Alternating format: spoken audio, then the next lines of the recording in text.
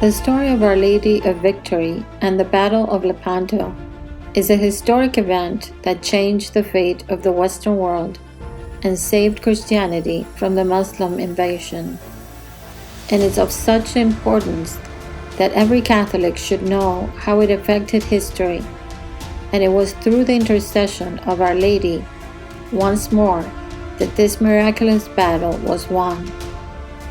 Thus, the title of Our Lady of Victory, since God gave us the victory through the hands of the Virgin Mary and the praying of the Rosary throughout Europe. How much more do we need her help today for the whole world?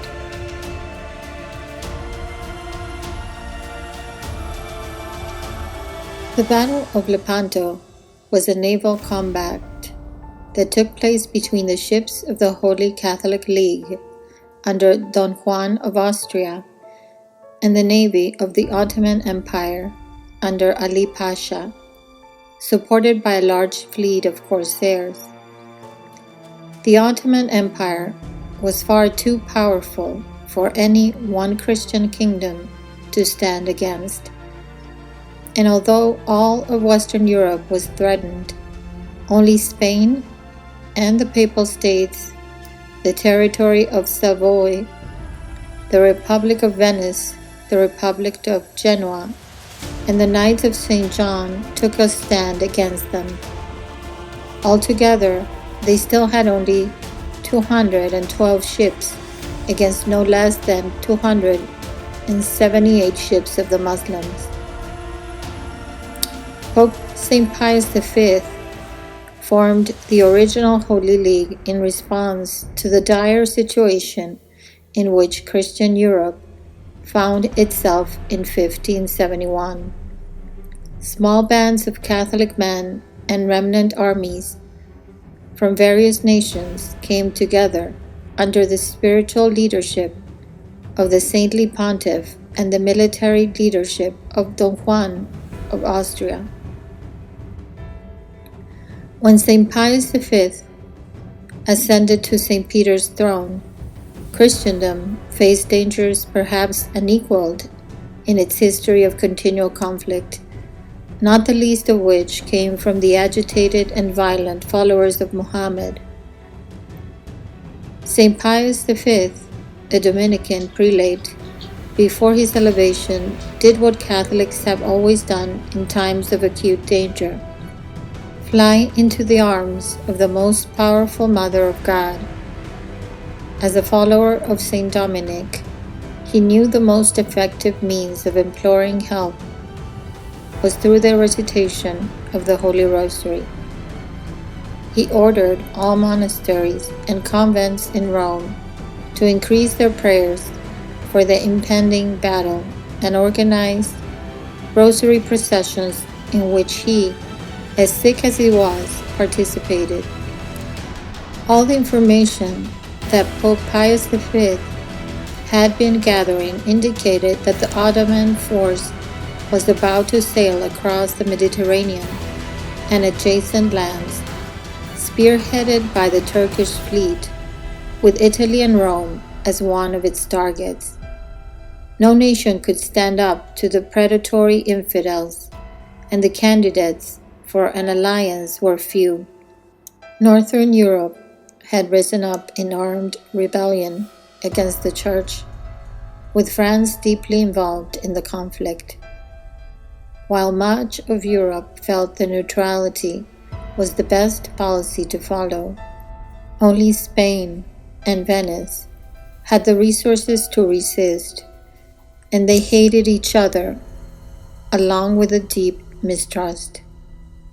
Yet St. Pius V, calling down divine grace as only a man of prayer could, forged an alliance with them as the core of an organized fleet of 212 ships.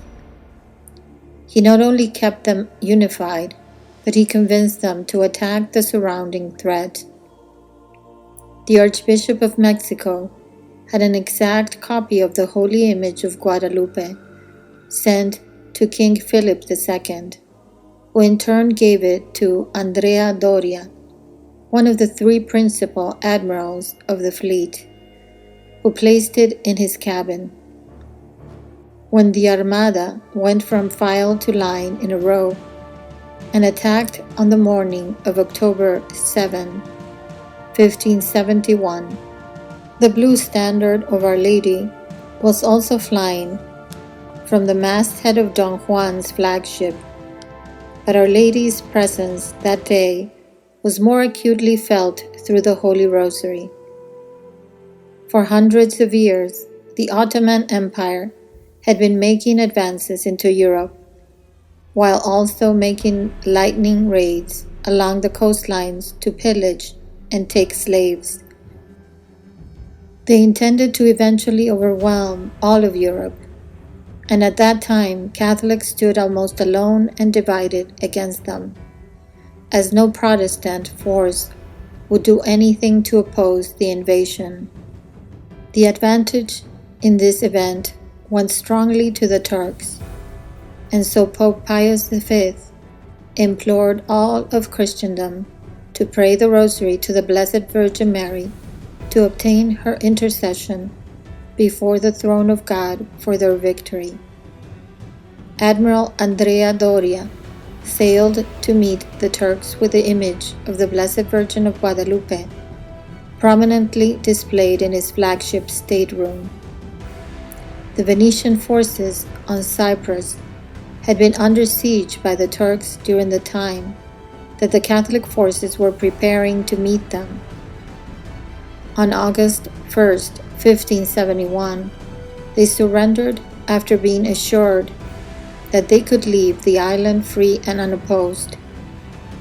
The Ottoman commander broke his solemn oath, however, taking the Venetians captive and peeling the skin of their captain while he was yet alive.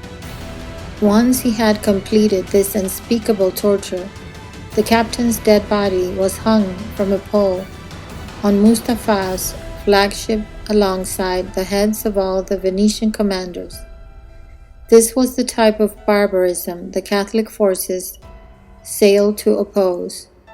As the Christian fleet sailed toward the great clash of cultures, Mass was celebrated and the Rosary recited daily on each vessel. This heartfelt request for divine assistance resulted in a crushing defeat of the Ottomans at Lepanto. By prayer and fasting, they implored the help of God's grace through the intercession of the Mother of God. And by the grace of Almighty God, on October 7, 1571, at the Battle of Lepanto, the Christian fleet won a crushing victory over the Ottoman Turks, saving Christendom and Western civilization until our days. Don Juan of Austria encouraged his men by telling them that there is no paradise for cowards. If they should lose the battle, the Mediterranean Sea would be opened up to assist future Ottoman invasions. Victory would mean at least a brief reprieve. The Ottoman Turks had not lost any significant naval battles in the memory of any living man, yet they were defeated. It was widely recognized that the battle was won through the power of Mary, Our Lady of Victory. The Turks had come up like fire from the east, plundering, raping, enslaving, threatening to rule over the whole of Christendom, but had been defeated at Lepanto through the power of the Rosary. The Turks had lost nearly 9 of every 10 ships, and 30,000 men went to a watery grave. The Holy League lost only 17 ships and 7,500 men. Many historians rank Lepanto as the most decisive naval engagement since the Battle of Actium in 31 BC, proving to the Christians that the Turks could be beaten. Although the Turks soon rebuilt their fleet, many of their best soldiers and sailors were already dead at Malta and Lepanto, and they could not be easily replaced.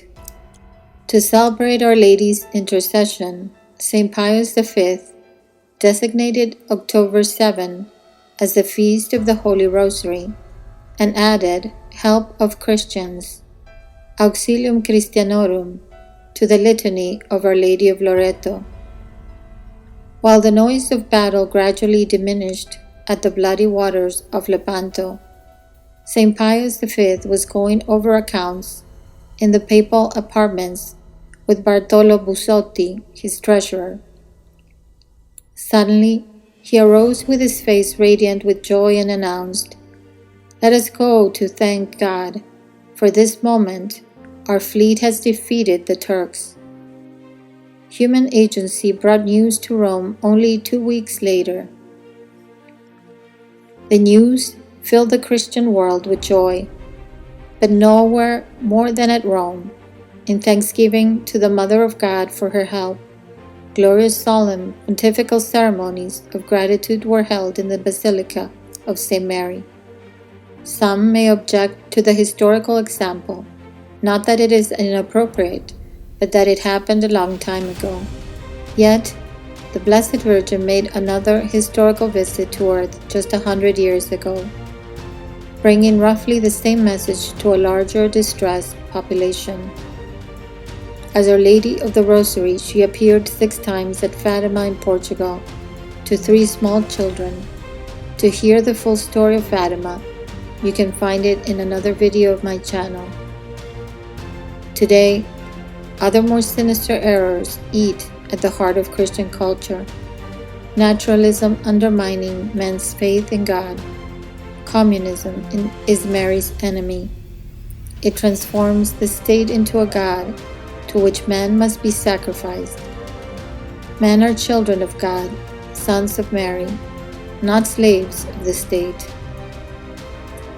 The Virgin Mary warned us that God was terribly offended by the sins of mankind, and unless that sinfulness subsided, the world as a consequence would face horrible chastisements. We had a bloody World War I, then 6 years of the most depraved slaughter of World War II, and continual wars, atrocities and mutilations ever since instigated by 2 of the enemies of Western civilization, communism, as Our Lady predicted, and Islam. Sinfulness is not decreased, on the contrary, but only increased, especially in the areas of family life, immoral fashions, and depraved entertainment. Against the errors of our time, we must appeal to Mary. She is our guide, our Queen of victories and of peace.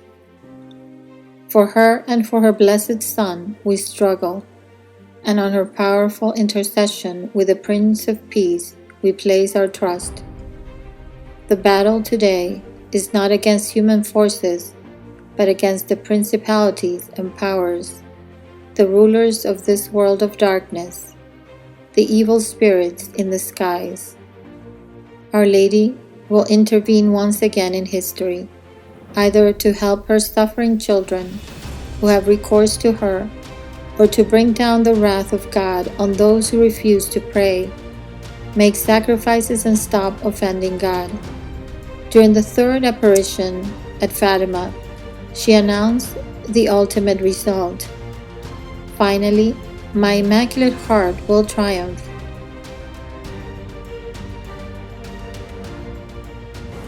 Like Don Juan of Austria told his men, there is no paradise for cowards.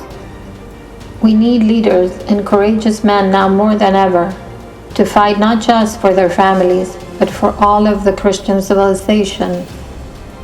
The admirals of Lepanto were just a few men who put their trust in God and Our Lady and risked their lives and everything under the leadership of a holy Pope who did not wait to call on Christians to fight for the good of all. So let us keep the faith and have courage. We know God wins in the end. pray the Rosary every day as the Mother of God has asked us to do. It is our most powerful weapon against all evil and the way the Battle of Lepanto was won. If you benefited in any way from this video, please like and share with others to help me reach more people. And please consider supporting my channel if you can. The links are down in the description box. Thank you, and may God bless you.